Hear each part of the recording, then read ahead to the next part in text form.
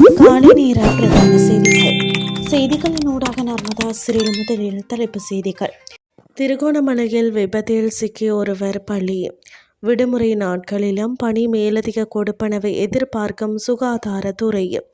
அமெரிக்க பணிப்பாளர் ஜோ கெண்ட் பதவி விலகல் வரவேற்கும் ஈரான்.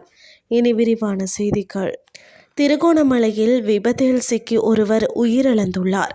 சீனகுடா பகுதியில் ரயில் கடவைக்கு அண்மையில் நேற்று இரவு விபத்து இடம்பெற்றுள்ளது. விபத்தில் மோதூர் நெய்தல் நகரை சேர்ந்த மர்சூத் முகமது சப்ரீன் என்ற 40 வயதுடைய நபரை உயிரிழந்துள்ளார். மோட்டார் சைக்கிள்கள் ஒன்றும் டிப்பர் வாகனம் ஒன்றும் மோதியதில் இவ்விபத்து சம்பவித்துள்ளது. உயிரிழந்தவரின் சடலம் திருகோணமலை வைத்தியசாலையில் வைக்கப்பட்டுள்ளது. சம்பவம் தொடர்பான மேலதிக விசாரணைகளை சீனகுடா காவல்துறையினர் முன்னெடுத்துள்ளமை குறிப்பிடத்தக்கது. சுகாதாரத்துறையை அத்தியாவசிய சேவையாக கருதுவதனால் அதனை வழங்கும் ஊழியர்களுக்கு முறையான சலுகைகள் வழங்கப்பட வேண்டும் என சுகாதார சேவை தொழிற்சங்க கட்டமைப்பின் இணை அழைப்பாளர் ரவி குமுதேஸ் தெரிவித்துள்ளார். அரசாங்கத்தின் அண்மைக்கால நடவடிக்கைகள் குறித்து கவலை வெளியிட்டுள்ள அவர் சில முக்கிய கோரிக்கைகளை முன்வைத்துள்ளார்.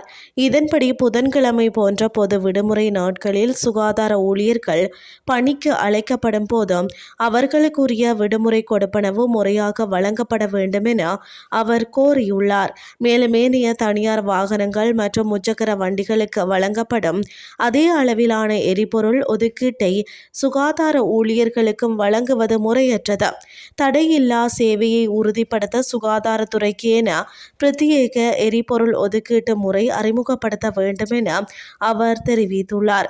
அத்துடன் ஏனைய துறைகளுக்கு விடுமுறை அளித்துவிட்டு சுகாதாரத்துறையினரை மட்டும் வழமை போல் பணியாற்றுமாறு கோருவது முரணானது. மேலும் நோயாளர்களுக்கு விடுமுறை நாட்களில் சிகிச்சை தேவைப்படாது என அதிகாரிகள் கருதுகிறார்களா என அவர் கேள்வி எழுப்பியுள்ளார். இந்த நிலையில் காவல்துறையினரின் ஒத்துழைப்பு மற்றும் உரிய அதிகாரிகளின் தலையீட்டுடன் எரிபொருளை பெற்றுக்கொள்வதற்கான வசதியான நடைமுறை உருவாக்கப்பட வேண்டும் எனவும் அவர் வலியுறுத்தினார். கூடுதல் பலன்கள் இன்றி ஊழியர்களை விடுமுறை நாட்களில் பணியாற்ற வைத்தால் அதன் விளைவுக்கு அரசாங்கமே பொறுப்பேற்க வேண்டும் என தொழிற்சங்கங்கள் எச்சரிக்கை விடுத்துள்ளன. இனி வெளிநாட்டு செய்திகள். அமெரிக்காவின் தேசிய பயங்கரவாத எதிர்ப்பு மையத்தின் பணிப்பாளர் ஜோ கெண்ட் பதவி விலகியதை ஈரானிய வெளியுறவு அமைச்சர் அப்பாஸ் அரக்சி வரவேற்றுள்ளார். தனது உத்தியோகபூர்வ சமூக வலைதள பக்கத்தில் இது குறித்து அவர் கருத்து வெளியிட்டுள்ளார். இந்த நிலையில் ஜோ கெண்டின் பதவி விலகல் கடிதத்தை தனது சமூக வலைதள பக்கத்தில் அவர் பகிர்ந்துள்ளார். இது தொடர்பில் மேலும் தெரிவித்துள்ள அவர் ஈரானுக்கு எதிரான போர் அநீதியானது என ஐரோப்பிய மற்றும் அமெரிக்க அதிகாரிகள் மத்தியில் அதிகரித்து வரும் குரல்களுக்கு இது ஒரு சான்றாகும் என தெரிவித்துள்ளார். சர்வதேச சமூகத்தின் ஏனைய உறுப்பினர்களும் இதே போன்ற நிலைப்பாட்டினை பின்பற்ற வேண்டும் என அவர் இதன்போது கோரிக்கை விடுத்துள்ளார். உலகளாவிய ரீதியில் ஏற்பட போகும் இத்தகைய மாற்றங்களின் அலை இப்போதுதான் தொடங்கியுள்ளதாக கூறப்பட்டுள்ள அவர் இது செல்வம், நம்பிக்கை அல்லது இனம் ஆகியவற்றை பொருட்படுத்தாமல் அனைவரையும் பாதிக்கும் என எச்சரித்துள்ளார்.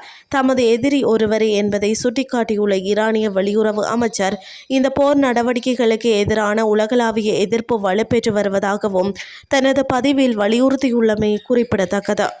இத்துடன் செய்திகள் யாவும் நிறைவடைகின்றது. அடுத்த இரவு 8:30 எதிர்பாருங்கள். நன்றி.